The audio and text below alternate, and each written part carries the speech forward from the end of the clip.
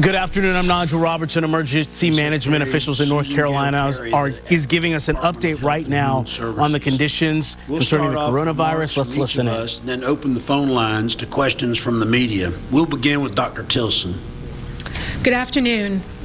First, as of this morning, there were 137 cases in North Carolina in 38 counties. As you know, we have now confirmed community transmission.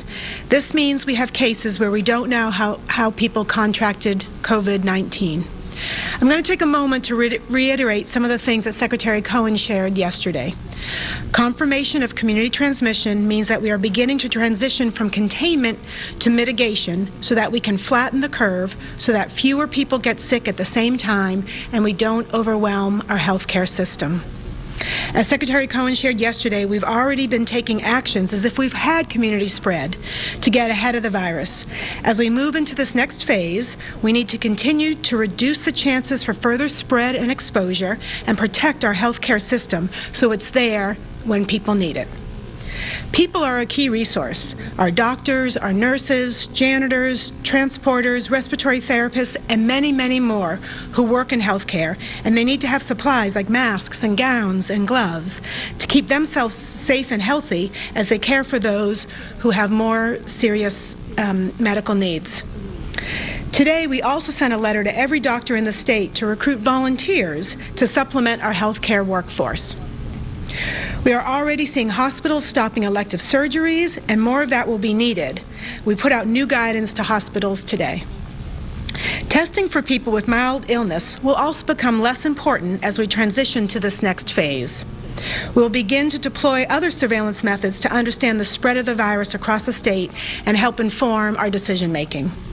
And more importantly, we want to reduce the chances that people will be exposed to viruses or expose others.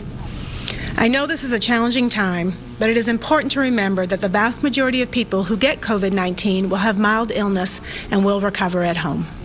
Thank you. Turn it to. Thank you, Dr. Tilson. And now we'll go to Chief Deputy Secretary Susan Gale Perry. Ma'am, you have the floor. Thank you, Director Sprayberry. As you know, when Governor Cooper ordered public schools to close, he also created the COVID-19 Education and Nutrition Working Group to ensure the health, safety, educational needs, and well-being of children during school or child care closure.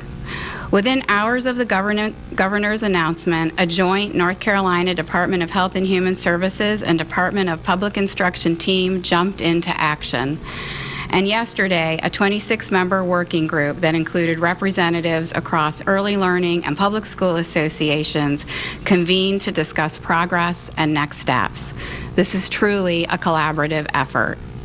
We know for many children and families that schools and child care programs are more than places to learn. Many children rely on them for their meals for the day. Ensuring children have enough to eat was our top priority.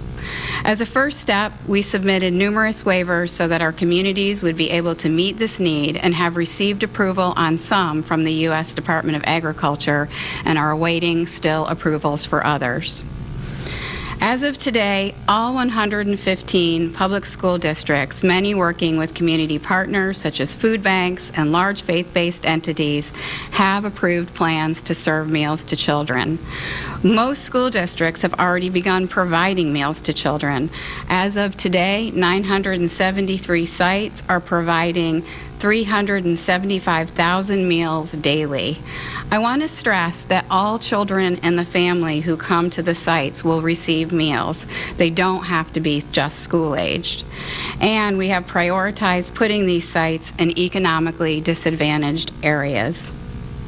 Many sites are also serving as nutrition hubs where families can pick up additional food that has been donated.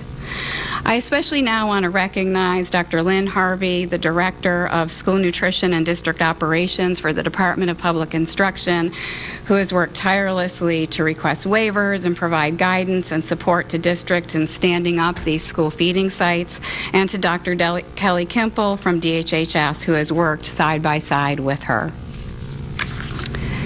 We're also providing support to our child care workforce. Many child care programs are weighing the decision to stay open or to close programs in response to the COVID-19 outbreak and school closures. We know these are hard decisions. The fact is that some families really need our child care community now. We're standing up a new network to connect those working to keep our community safe and healthy, like first responders, emergency management staff, hospital staff, frontline healthcare workers, nursing and adult group home staff, child care program staff themselves, and food service staff, among others, to child care options that they need.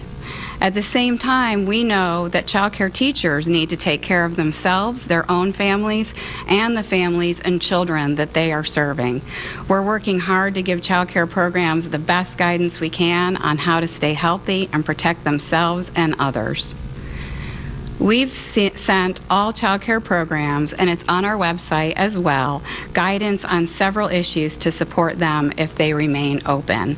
We've also created guidance so that schools could serve as emergency child care providers for school-age children during the COVID-19 school closure. Our child care workforce has always been the bedrock of our state's economy, both allowing parents to work to support their families and creating the foundation for learning for our youngest children so that we have a strong workforce for tomorrow, and we need them now more than ever. We are immensely grateful to our child care and school partners who have risen to the challenge of serving our children and families during this challenging time. Thank you very much. And thank you, ma'am, for all of your hard work on child care and all the great people that help. So again, my name's Mike Sprayberry. I'm the director of the North Carolina Division of Emergency Management. The State Emergency Operations Center is in day 11 of our active operations due to COVID-19 and remains activated at a level 3, with North Carolina Department of Health and Human Services serving as the technical lead and with support from a variety of other state agencies. We're also conducting health screening of everyone who enters the building, and we have hired extra housekeeping staff who are working hard to keep the facility clean and sanitized in order to help protect the health and safety of everyone working here. I know there's lots of questions about additional measures that might be in our future. Right now, we're not issuing a shelter-in-place order or additional closure of businesses. This is an evolving situation, and any changes will be based on what's happening in North Carolina and what's best for public health. We're making plans to activate a small number of our National Guard soldiers who will serve in a logistical capacity, helping with warehousing and transportation of supplies and equipment. We continue to see food staples being bought up quickly as grocery stores can restock their shelves. Please resist the urge to buy in excess. Grocery stores will remain open, and there is not a food shortage. There's adequate material in the supply chain to our grocers. Stores will be able to catch up and keep shelves stocked if everyone limits purchases to what they need, and if buying in excessive quantities is avoided. North Carolina 211 remains available as a resource for people to call assistance related to the COVID-19 coronavirus. People with questions about COVID-19 can dial 211, and based on the nature of their question, they'll be routed appropriately to get an answer. 211 can help people with needs like food assistance, support for families, and other basic needs. If you want to stay up to date on COVID-19, you can also receive information by text. Just text COVID-19 to 898-211 to get regular information updates via text. More than 20,000 people are already signed up and receiving regular test updates from 211. I want to remind everyone of the importance of getting information about the COVID-19 coronavirus from reliable sources like the CDC, the Department of Health and Human Services, and your local health department. There's a lot of bad information out there, especially on social media. Make sure you choose reliable news sources and consider the source of information you receive. Thank you so much, and at this time, we'll take some questions. This conference is now in question and answer mode. To alert the speaker that you have a question, press 1, then 0, Pro.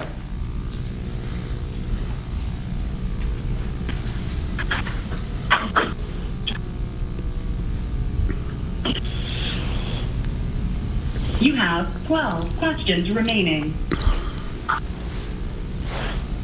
Hi, this is Melissa Boughton from NC Policy Watch. I don't know if there's anyone there who can speak to this or not, but there's been some confusion over evictions and what counties should or shouldn't be doing with regard to evictions. Is there anyone there today who can speak to that? Evictions. This is Dr. Elizabeth Tilson. That is on our radar as something that we need to be thinking about, but part of some of the information you can get through 211 in thinking through some of those social service providers.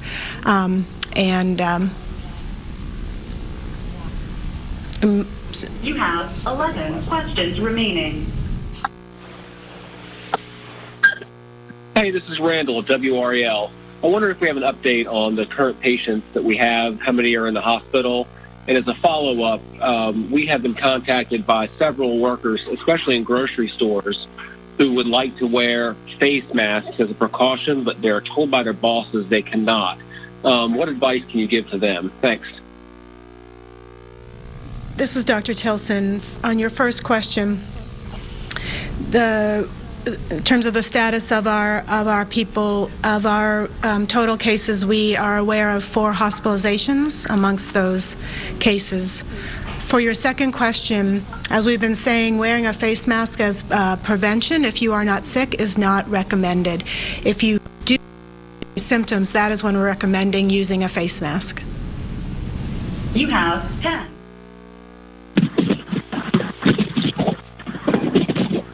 Hi, I'm Alex Shabad with WCNC Charlotte. I know you said that shelter in place is not a reality right now, but how close is it to possibly being a reality, and should people be preparing for that? My second question is just how prevalent are issues of testing where people are unable to get testing right now? What are you hearing with that? So I'll take the first question about shelter in place, and then for testing, I'll ask Dr. Tilson to consider answering that one. And so with shelter in place, as you might imagine, we are watching the rest of the nation and what they're doing. Currently in North Carolina, there's no plans for shelter in place. But as you know, this situation is constantly evolving. So, but again, there's currently no plans for shelter in place. Dr. Tilson? Thank you, Director Sprayberry. We have been increasing access to testing, and we know of at least more than 3,000 tests have been done across the state, so we have been able to increase access to tests. However, as I said earlier in my remarks, as we move through this response, testing, especially those with mild illness, will become less important as we move through our response. You have 9 questions remaining.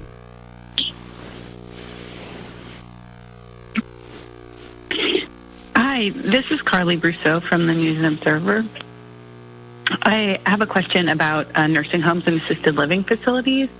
Have there been any positive tests at those, among people who live at those facilities? To my knowledge, there has not been. This is Dr. Tilson. You have 9. After the tone. Good afternoon. This is Elena Athens from ABC 11. I have 2 questions, and I believe Dr. Tilson might be able to answer both of them. First, if you could talk about the uncertainty that warmer weather could kill off whatever is circulating in the air. You know, we're experiencing beautiful weather today. There are a lot of people out enjoying it, and some might be asked to let their guard down in that process with the thought that, you know, the warmer temps could kill off what's in the air. So that's my first question. And second, we hear a lot about the tests that have come back positive. Can you speak to those that have come back negative? Is there a ratio or percentage? I'll tackle the first one first. For Our regularly circulating viruses, we do see a seasonality. That's why we call it the cold and flu season. So remember that we have 4 coronaviruses that circulate all the time. Also, flu circulates all the time. So we do see that again, the cold and flu season is when it's cold, and then as it gets better, warmer, we see a decrease in the circulation of those commonly circulating viruses.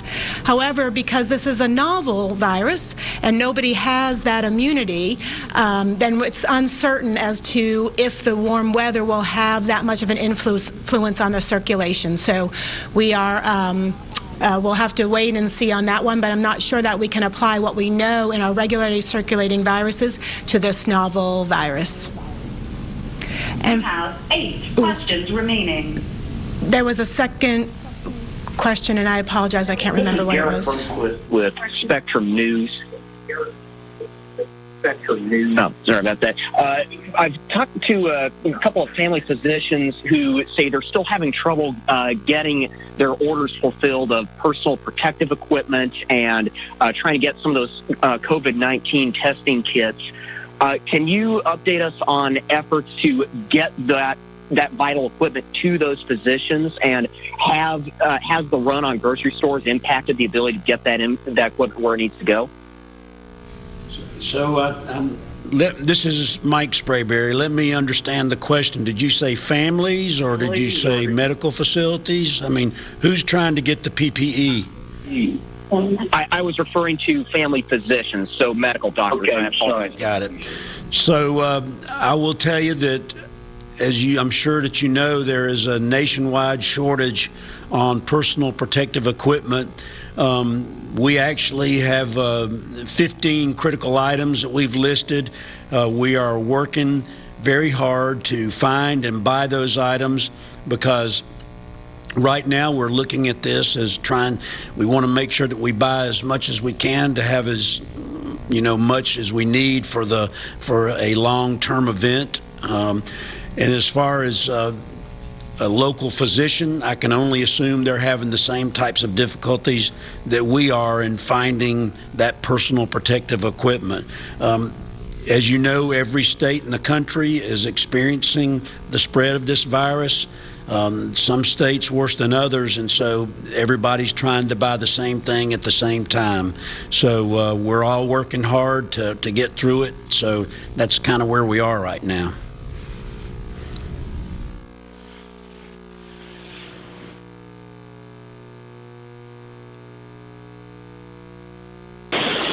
Hi, my name is Kate Martin, and I'm with Carolina Public Press. I have a question about the people who have tested positive for COVID-19 who are not residents of North Carolina. How many of those people have tested positive for COVID-19, and in which counties are they currently? So the question is the patients who are not North Carolina residents. That we are tracking those who are positive in North Carolina, and that more detail on some of those informations, our communications team can reach back out to you to give you some more detail on that. And then I remember the other question that the reporter asked that I apologize was of all the negatives, and that's what we said. So remember, we have had more than 3,200 completed tests, and then we have the total positive 137. We know that denominator of all the tests is incomplete because those tests are being done by state lab as well as other commercial labs, but that can give you a little bit of a sense of the ratio of positive over total tests.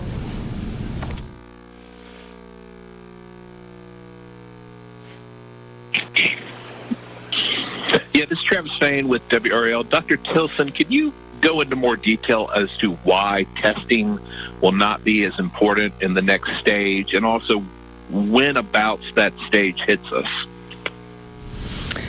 Yeah, as we think through the the phases of an outbreak, and we move more towards community mitigation strategies, really thinking about what we can do at that population level to decrease the risk of exposure.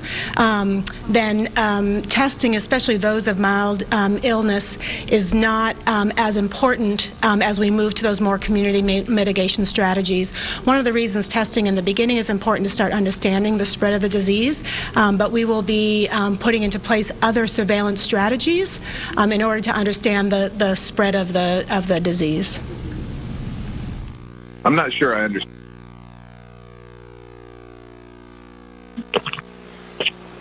Hi, this is Emily Weaver from the Daily Record.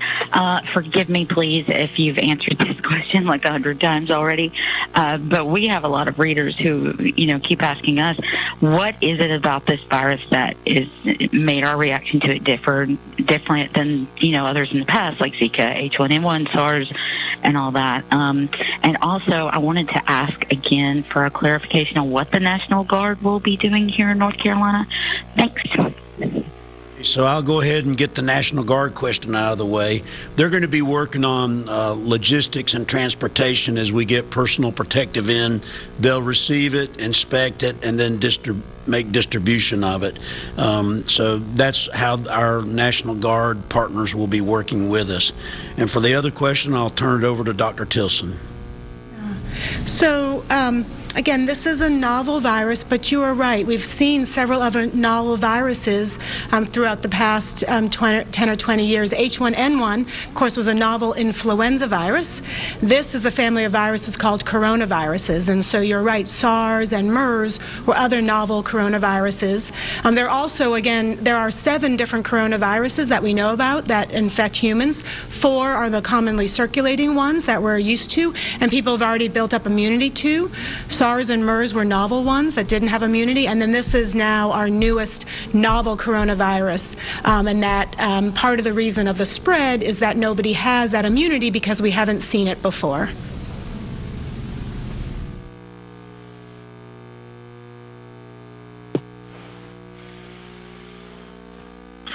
Sam Walker with OBXtoday.com. The question's for both of you regarding, you've got 3 major metropolitan areas for North Carolina bordering in one in the opposite corners of the state. Hampton Roads, which borders our area, Wilmington in South Carolina, the Myrtle Beach area, and then Charlotte, of course, South Carolina. How much coordination is going on between yourselves and your counterparts in those 2 states with regards to how each area is responding to this? Thanks. So I'll go first. I can tell you that I'm in close contact with the directors of each of those states. For instance, when we had a small business administration disaster declaration this week, which declared for all 100 counties in North Carolina, it also causes all adjacent contiguous counties in the adjacent states to have a disaster declaration. So I personally reached out to them, provided them with a copy of the disaster declaration, and basically provided a synopsis of what types of disaster program benefits that it provided. We also talk about personal protective equipment, and we've even been coordinating when we can find a large cache of equipment. We talk about, okay, we can't afford one state to buy a huge amount. Let's figure out how we can split it up and make a purchase together as a team. So we do coordinate daily, and we're also on a conference call daily with our HHS and FEMA partners. Dr. Tilson? Thank you. I'd say the same is true with our public health and our epidemiologists. We do a lot of coordinating calls, not just our neighboring states, but nationally as well, understanding what people are doing, understanding the guidance, understanding what they are seeing. So we are doing a fair amount of coordination and conversation with our neighboring as well as other states.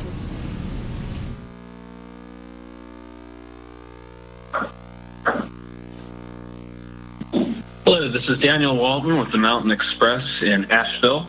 Dr. Tilson, I'm curious if you can tell me more about these other surveillance strategies that the state will be deploying as an alternative to testing as the disease spreads. And we're still working on exactly what that would look like, but we do have a statewide flu surveillance strategy. That's how we monitor the spread of flu across the state. And so we are looking at how we might be able to modify that flu surveillance strategy to have it be applicable for COVID-19. And we're working with the CDC as well and thinking through what could be our surveillance strategy. 5 questions remain.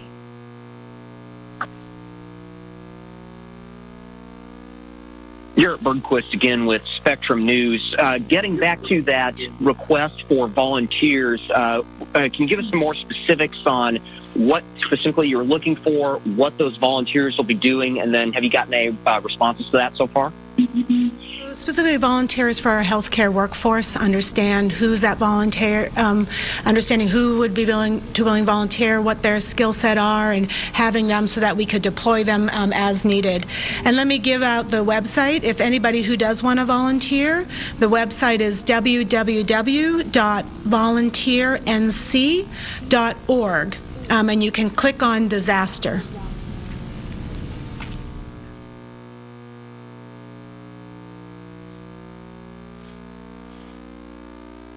Hi, this is Julie from the Carolina Journal. I was wanting to ask about the R0 that you guys are working with. The World Health Organization had estimated around 2 to 2.5, but I've heard it could go as high as 4. When you try to limit community spread, sort of what number are you working with that you're expecting? Yeah, so the R0, which is if one person isn't infected, how many other people would they infect?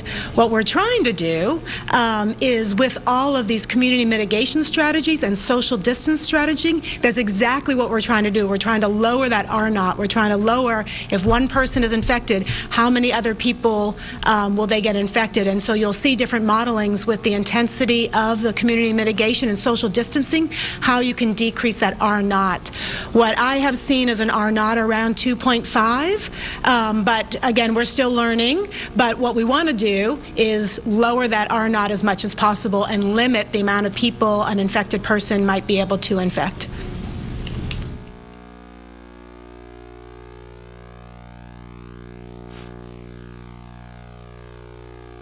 Hi, this is Sarah Ovaska from NC Health News. I have 2 questions. First, I've seen in other places some discussions about having more innovative approaches to protective equipment. Have there been any discussions with various manufacturers or academic centers or tech resources here in the state in order to see if there's a way that we could make some of these on our own? And also, I'm curious about, and as a second question, I'm curious about whether there is any knowledge if there's any treatments that are experimentally being used on patients in North Carolina. I know that there's been discussion of the malarial drugs being used in other places, and I'm wondering if we have knowledge if that's being used at all in North Carolina. The first question about the possibility of North Carolina manufacturers making our own personal protective equipment. We have been in several discussions about that as recently as today, and to determine what it would look like to try to begin building with some of the factories that we have here and shifting from making other products into products like N95 mask and things like that. So yes, ma'am, we are in those discussions right now. And for the drugs, I'll turn that over to Dr. Tilson. So to my knowledge, we are not doing any clinical trials in North Carolina, but that has been something high on our radar, and we're going to be reaching out to our academic partners to understand if anybody's doing that or if there's any interest in a clinical trial in some of the pharmaceuticals.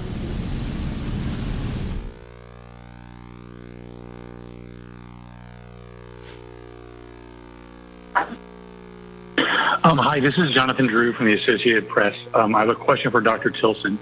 Can you tell me how many drive-through testing centers there are in North Carolina and whether a doctor's order or appointment is needed? I can't tell you the exact number because most of these alternative sample collection sites are being done, a lot through our private partnerships, a lot through a healthcare system, and they are being done through a referral from the provider. Is a doctor's order appointment needed?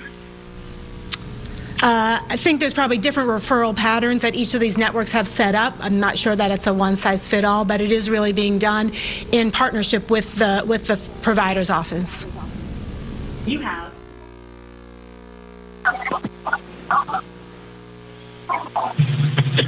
Hi, this is Steve Weisman from the News and Observer. It's a question for Dr. Tilson. Are you going to be releasing numbers over the weekend on the website of cases and hopefully no deaths? But is that going to be going on Saturday and Sunday as well? Trouble hearing you, but I think the question was, will we be updating our numbers on the website over the weekend? And the answer to that is yes. Okay. And have you had any more positive tests tied to community spread today? I know we had one yesterday. Is that something you're still tracking? We've had two people that we think are community spread. Okay. And my last question is in regards to Durham. There's been a lot of cases there lately that I think that county has more in the state now than any other county. Do you know why Durham has been hit so hard? Is it Duke students that traveled? Is there any other reason you can think of? Yeah, there was what we do see with this coronavirus, that seems to be these clusters. So with flu, often we see a consistent spread across the state. With this, we see there are more clusters, and so there is a fairly big cluster of people who had returned from foreign travel. That might be driving some of the Duke's numbers.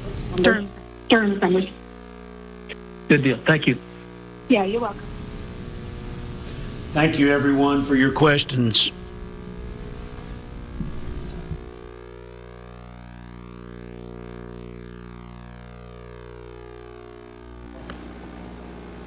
And we were just listening to North Carolina state officials with the latest on the situation in North Carolina regarding coronavirus. There are now 137 confirmed cases of COVID-19 in North Carolina, and more than 3,200 people have been tested. During that hearing, the emergency management officials said that they believe there are 2 new patients that they believe have gotten it through community spread transmission. They also talked about the fact that some National Guard soldiers will be helping the state with logistics and transportation. And they said that they are in serious need for more personal protective equipment, specifically 15 critical items on a list, and they're working to find those items and buy those items as quickly as possible. That would be equipment for hospital and doctors' offices to use as they are treating patients. We are continuing to follow this story all over the globe, the nation, and throughout the Carolinas and Georgia. Stay with us here on the air for WYFF News 4 at 4, at 5, at 6, as well as online, and the very latest on WYFF4.com. Let's take you back now to regular programming. It's good to be back.